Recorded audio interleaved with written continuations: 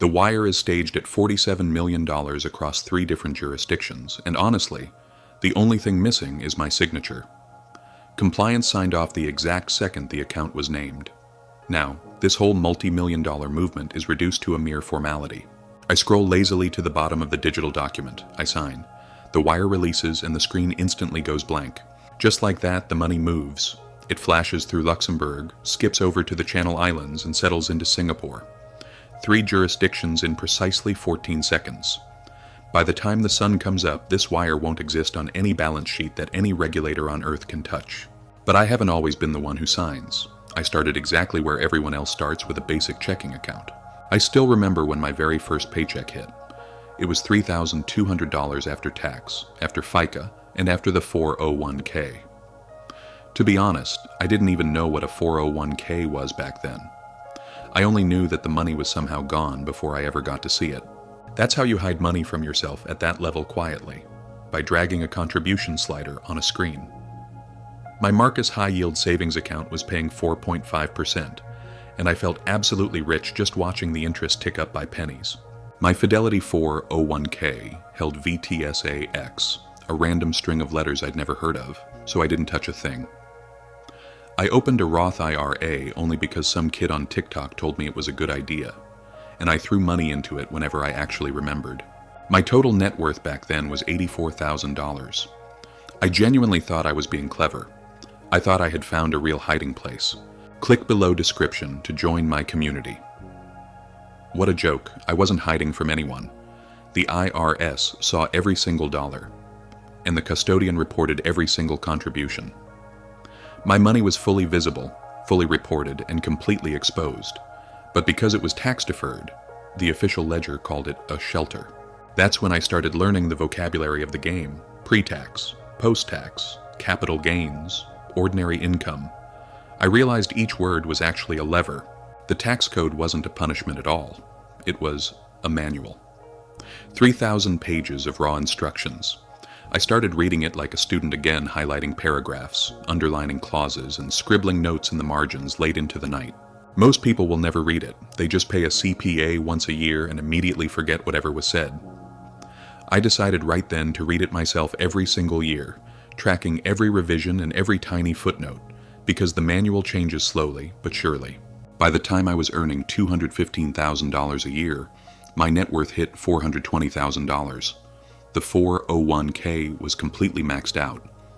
The backdoor Roth was fully automated, and my Schwab brokerage account held $190,000 in basic index funds. That's when the asymmetry became glaringly obvious to me. Earned income is taxed punishingly, while long-term capital gains are treated with incredible gentleness. So I filed an LLC for my consulting work. The LLC opened a Mercury account, and I felt something fundamentally shift in my reality. The LLC paid me a modest salary, while the rest of the cash was distributed as a K1. Just like that, my effective tax rate dropped 4 percentage points.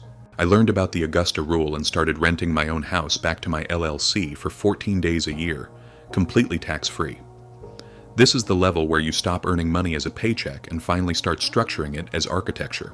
I remember meeting a certified financial planner who had a $500,000 minimum. He was polite, sure, but he wasn't actually interested. I wasn't a client to him. I was just a prospect. His polite smile was essentially an invoice for next time. I went home that night and Googled what a revocable living trust was, reading until 2 o'clock in the morning. A few days later, my father called me about an overdue bill. I wired him $4,000, not from my personal account, but from the LLC.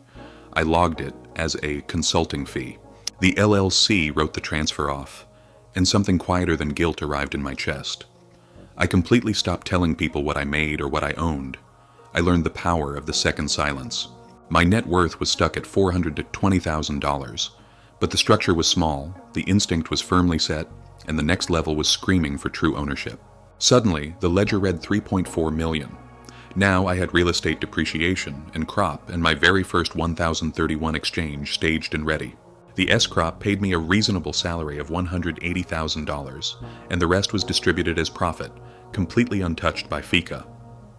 I bought my first commercial property, a small strip mall in Texas, for $1.8 million, 65% leveraged.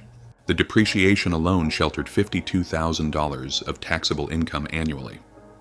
On paper, the IRS looked at my files and concluded I was losing money. I memorized the industry phrase, swap till you drop. You just keep exchanging properties until you die, so your heirs can inherit everything completely clean. The capital gains are deferred forever, the tax bill never comes due, and your descendants inherit a flawless slate. I hired a CPA who charged me $14,000 a year just to save me $80,000. The math was brutally simple. Click below. Description to join my community. Around this time, I stopped showing up to family events. The conversations back home had become painfully technical and isolated, and I was entirely tired of trying to explain myself. I began to think of myself very quietly as someone different, then quieter than that, then eventually nothing at all. An old college friend messaged me about losing his job. I read the text twice, stared at my screen, and chose not to reply. 3 days passed before I finally offered him a recruiter introduction instead of a loan. Lending money to friends leaves a messy paper trail. I told myself this was the responsible adult answer. I wasn't entirely certain, but I moved on anyway. I realized I was no longer poor. The crippling fear of monthly bills was gone, but a brand new fear had silently replaced it. $3.4 million is plenty to live on, but it is nowhere near enough to make you invisible. And invisibility was the only thing I wanted next. When my net worth hit $12 million, the Revocable Living Trust took over. It now officially owned my home, my brokerage accounts, and every single one of my business interests. Probate became literally impossible. My name disappeared from every public deed. The trust held the title, and I simply held the trust. I allocated $400,000 to a private credit fund, pulling in 11% net, locked away for 3 years, accredited investors only. The retail world isn't even allowed to look at things like this. The wall is entirely the point, and above that wall, the rules are just different. I set up a donor-advised fund with $750,000 worth of appreciated stock, and the tax deduction landed in my lap the exact same day. The IRS saw a generous, charitable giver. My CPA saw a flawless tax arbitrage instrument. Both descriptions were entirely true. Then a private banker from JP Morgan called me. Not a planner, a private banker. We agreed to meet in Aspen. There was no formal agenda, no aggressive sales pitch, just a roaring fireplace, 3 other wealthy guests, and a highly exclusive list that I was now officially on. I finally understood that at this level, the money doesn't actually hide. The structure hides. On paper, I owned absolutely nothing. The trust held the asset, the DAF held the gain, the QOF held the basis. I owned nothing, yet in practice, I controlled everything. The structure obeys, the lawyers obey, the ledger obeys, and I sign. The private banker started visiting me twice a year, traveling to my office instead of the other way around. The asymmetry had flipped completely. I stopped calling old childhood friends entirely. I hired an assistant whose sole job was to remember birthdays for me. I discovered that calendars, too, are just a form of leverage. I used to think I owned things. Now I understand that things own you, and structures own the things. At $58 million, I legally changed my domicile to Florida. The state tax savings alone were enough to buy a secondary home without blinking. I set up a grantor retained annuity trust and dropped $20 million of pre-IPO stock straight inside it. The projected appreciation was $40 million over 5 years. The estate tax on the transfer to my children, exactly 0. Inside an irrevocable life insurance trust, a $25 million policy was structured to pay out completely estate tax-free to the future generation. The premiums were quietly gifted in, the death benefit landed entirely outside the estate, and the next generation was fully funded before they even existed. A family LLC held all the primary operating businesses. I owned a meager 1%, while the Children's Trust held the remaining 99%. The IRS agents called this setup aggressive. My defense attorneys called it standard. At the end of the day, only one of those descriptions actually matters in a courtroom. There were no more financial planners in my life. I had a wealth advisor who managed only 6 other clients, paid strictly in basis points. I was no longer a prospect, I was a relationship. That word changes everything because loyalty becomes highly billable. I bought a home in Wyoming, spent maybe 10 days a year there, and let an out-of-state LLC hold the deed. I honestly began to lose track of where my assets technically lived: Florida, Wyoming, Delaware, Nevada. The map just looked like a giant chess set. Geographic ambiguity was the core design. The IRS always prefers concentration, but I had learned to love dispersion at every single level. My spouse asked me one evening where all the money actually was. The answer was so complicated it literally required a slide deck. I showed her one anyway. My children's entire inheritance was structured before they were even old enough to ask for it. My descendants will live their entire lives downstream of a single paragraph I signed decades ago. Click below description to join my community. When the number hit 280 million, the first call came directly from Zurich. I took the meeting in a quiet room in Geneva. The bank didn't have a public website. The minimum account size wasn't posted anywhere on Earth. The number was told to me strictly in person. Actually, the number was written silently on a napkin. I read it, nodded, and handed it right back. It exists nowhere on paper. A Cook Islands Asset Protection Trust now holds the absolute bulk of my liquid wealth. That specific jurisdiction refuses to recognize any foreign court judgments. If a creditor wanted to come after me, they would have to physically fly to Rarotonga and completely relitigate the entire case locally within a single year.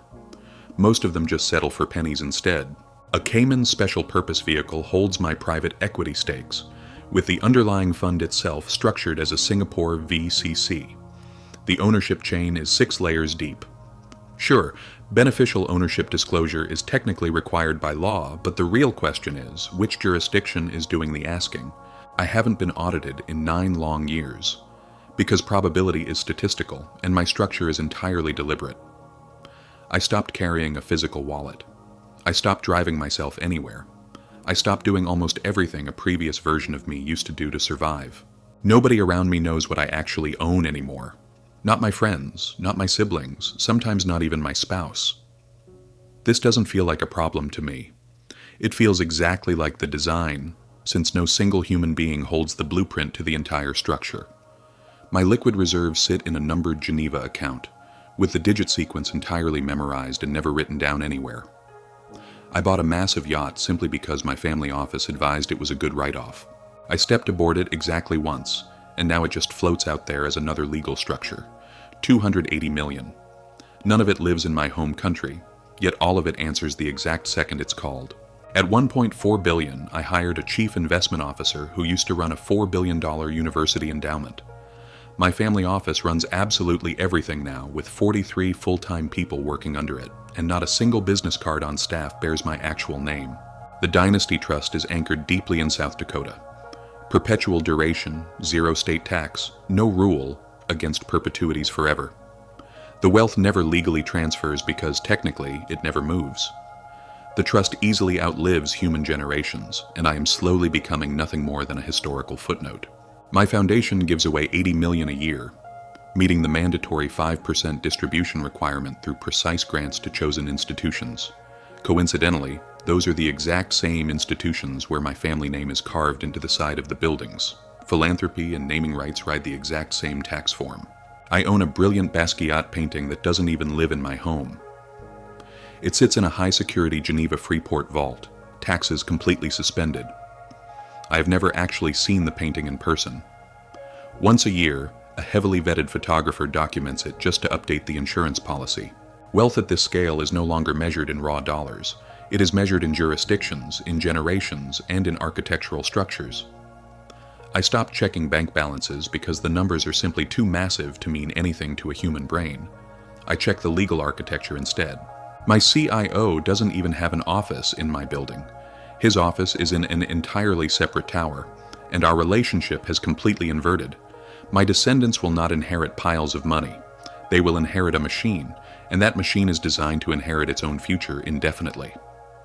A gorgeous Manhattan penthouse stands completely unentered for 2 straight years, with a full-time staff still polishing the hardwood floors and forwarding the junk mail.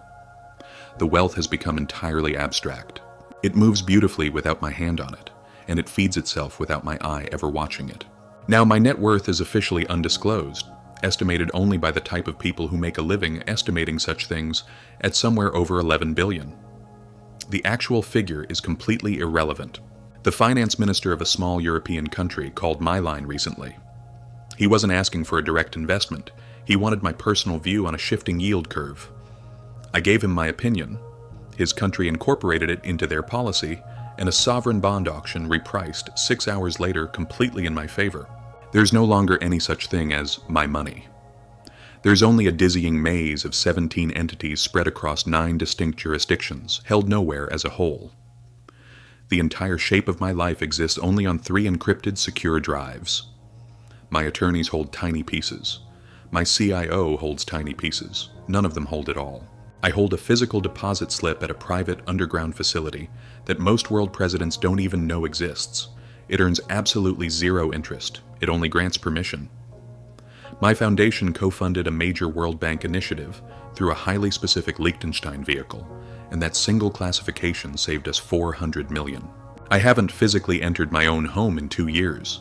I haven't stepped into the corporate office in 5, yet my name remains boldly on the door. Inside, the office is completely empty. The leather chair is unworn, the lights are turned off, and the structure functions flawlessly without my presence. I am not in any specific geographical sense, anywhere. I am entirely in the architecture, and the architecture holds beautifully. The phone rings from time to time, but it is never urgent. At this level, absolutely nothing is urgent.